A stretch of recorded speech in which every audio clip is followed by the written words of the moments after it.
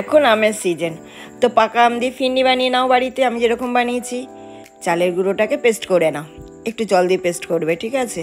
তারপরে আমটাকে বার করে আমটা মিক্সি গ্রাইন্ডারে একটুখানি পেস্ট করে নাও। কড়াইতে দুধ বসিয়ে দাও।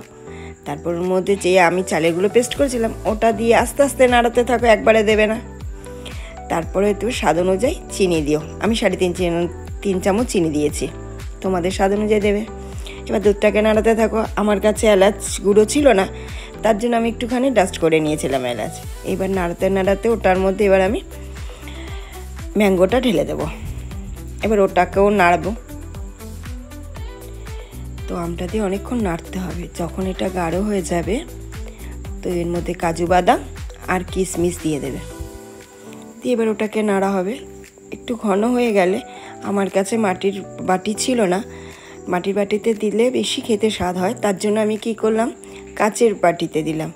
এবার এটাকে ফ্রিজ করতে হবে। আর তার উপর গার্নিশ করার জন্য আমি কাজু বাদাম আর কিশমিশ দিয়েছি। তোমাদের কাছে যদি কেশর থাকে তো কেশর দিতে পারো, আর আমসত্ত্ব দিতে পারো। আর এটাকে ফ্রিজ করতে হবে সারা রাত করলে বেশি ভালো হবে। আমার তো খেতে ভীষণ ভালো লেগেছে, তোমাদের ভালো লাগলে অবশ্যই করে খেও।